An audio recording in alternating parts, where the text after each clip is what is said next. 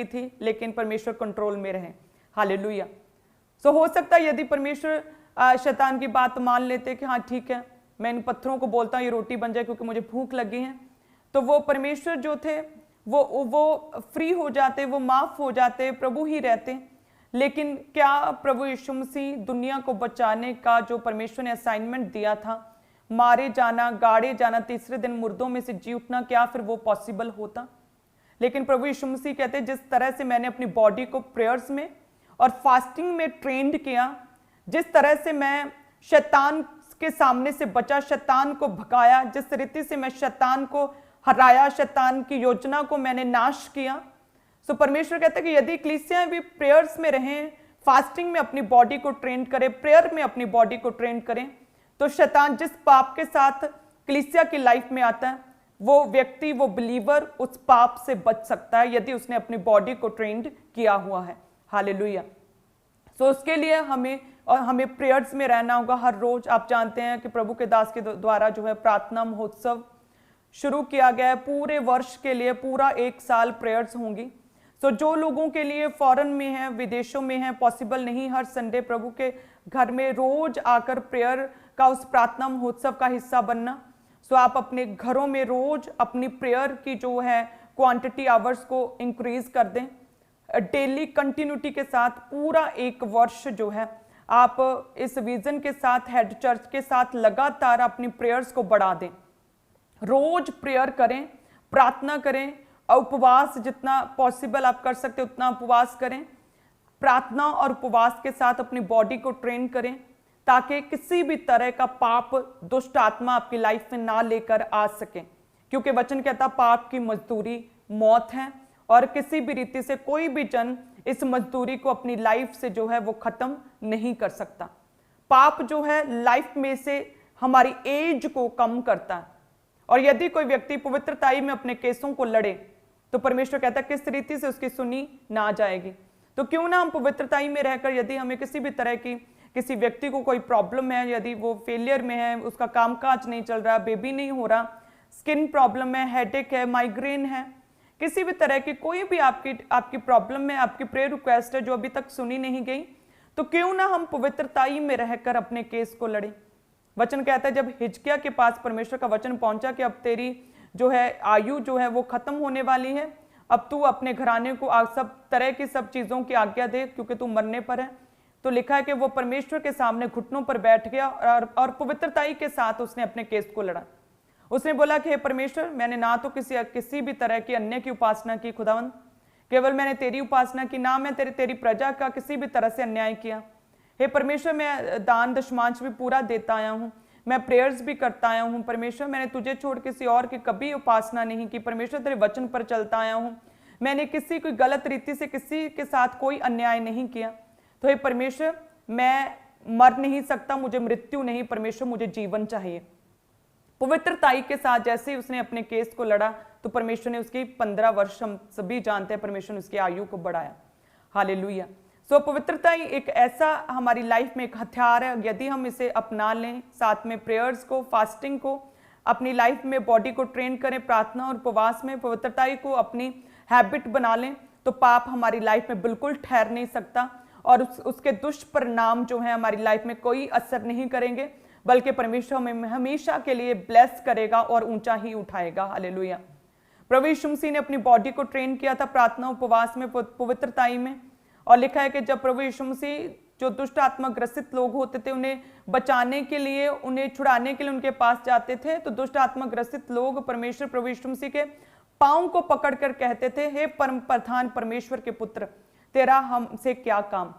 इतना डरते थे प्रभु से, इतना कांपते थे परमेश्वर के सामने दुष्ट आत्मा। उसका रीजन क्या था? अपनी बॉडी को प्रेयर्स में, फास्टिंग में, पवित्रताई में परमेश्वर ने ट्रेंड किया हुआ था। हालेलुया। जब हम परमेश्वर के वचन में देखें तो किस तरह से परमेश्वर प्रभु यीशु मसीह क्या थे? वो पवित्र थे। जब हम यूहन्ना 1:29 में देखते हैं तो उसमें लिखा कि देखो ये परमेश्वर का मेमना है जो जगत का पाप उठा ले जाता है। यदि हम कहें कि ये पाप जो हैं वो किस तरह से हम अपनी लाइफ से खत्म करें, ये व्यभिचार के अटैक किस तरह से हम अपनी लाइफ से खत्म कर सकते हैं, तो परमेश्वर का वचन कहता है कि देखो प्रभु यीशु मसीह परमेश्वर का मेमना है जो जगत का पाप उठा ले जाता है। यानी कि वचन कहता है कि पापों की माफी केवल प्रभु यीशु मसीह में ही है। केवल एकमात्र जीवित परमेश्वर प्रभु यीशु मसीह ही हमारे पापों का ट्रीटमेंट, इलाज कर सकते हैं।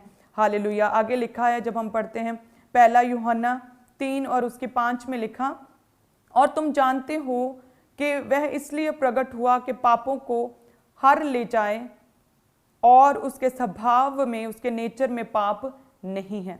वचन कहता है कि तुम लोग सभी जानते ही हो कि प्रभु यीशु मसीह इसीलिए प्रकट हुआ कि पापों को हर ले जाए और उसके स्वभाव में पाप नहीं।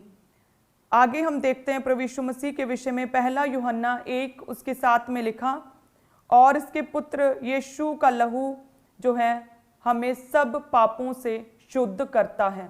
सब कलीसियां ऊंची आवाज में बोलें कि यीशु का लहू हमें सब पापों से शुद्ध करता है। यीशु का लहू हमें सब पापों से शुद्ध करता है। हालेलुया। कि पापों की माफी के लिए कोई रेमेडी नहीं, किसी तरह का कोई उपचार नहीं, कोई उपाय नहीं है। केवल एकमात्र जीवित जरिया है प्रभु यीशु मसीह, और उसके लहू के द्वारा हम शुद्ध किए जाते हैं। हर तरह के पाप से परमेश्वर हमें शुद्ध करता है। हालेलुया। वचन कहता है, यूब की पुस्तक में बड़ा अच्छा लिखा, यूब 9:30 और 31 में वचन कहता है, अयूब ने कहा कि चाहे मैं हिम के जल में स्नान करूं, अपने हाथ खार में निर्मल करूं, तो भी तू मुझे गड्ढे में डाल ही देगा। यानी कि यदि कोई व्यक्ति अपने उपायों से, अपनी ट्रिक्स के साथ, अपनी रेमेडीज के साथ, अपने उपचारों के साथ, अपनी भागा दौड़ी हाथ पैर मारकर यदि अपने पापों से शुद्ध होना चाहे, तो अय्यूब कहता है ये पॉसिबल नहीं। कैसे? कहता है कि कोई भी, चाहे मैं हिम के जल में स्नान कर लूं, यदि मैं पाप में हूं, यदि मैं पापी हूं, तो चाहे मैं बर्फ वाले पानी, ठंडे बर्फीले पानी में बैठकर नहा लूं, बाथ ले लूं, और चाहे अपने हाथ जो पाप से रंगे हुए हैं, चाहे मैं उसे खार से, सोडे से, कॉस्टिक सोडे से, मैल निकालने वाले खारे पाउडर से घुले हुए पानी में चाहे अपने हाथ डालकर निर्मल कर लूं, लेकिन फिर भी मेरे पाप शुद्ध नहीं हो सकते। फिर भी मैं अपने अपराधों से जो है शिफा या आजादी नहीं पा सकता। और इसी तरह से यिर्मयाह 2 और उसके 22 में क्या लिखा कि चाहे तू अपने को सज्जी से धोए और बहुत सा साबुन भी प्रयोग करे, तो भी तेरे अधर्म का धब्बा मेरे सामने बना रहेगा। प्रभु यीशु यहोवा की यही वाणी है। वचन कहता है कि चाहे तू अपने को सज्जी से धोए, सज्जी जो सोडा, खारा पदार्थ, जैसे सोडा पाउडर होता है, जिसे पानी में घोलकर किसी भी मैली चीज के ऊपर अगर डालो तो सारी मैल निकल जाती है। सो यिर्मयाह कहता है कि चाहे तू अपने को, यदि तू पाप में है, तेरी पाप में लाइफ है, तो चाहे तू अपने को सोडे के साथ, कास्टिक सोडे के साथ, खारे पानी के साथ अपनी बॉडी को धो ले और बहुत साबुन अपनी बॉडी पर मले, साबुन की झाग कर ले अपनी बॉडी के ऊपर, तो भी तेरे अधर्म का धब्बा जो है मेरे सामने बना रहेगा। प्रभु यहोवा की यही वाणी है। और वचन कहता है 1 यूहन्ना 1 उसके 7 में कि प्रभु यीशु मसीह का लहू हमें सब पापों से शुद्ध करता है। चाहे तुम लोग बेस्ट से बेस्ट साबुन लगाकर अपने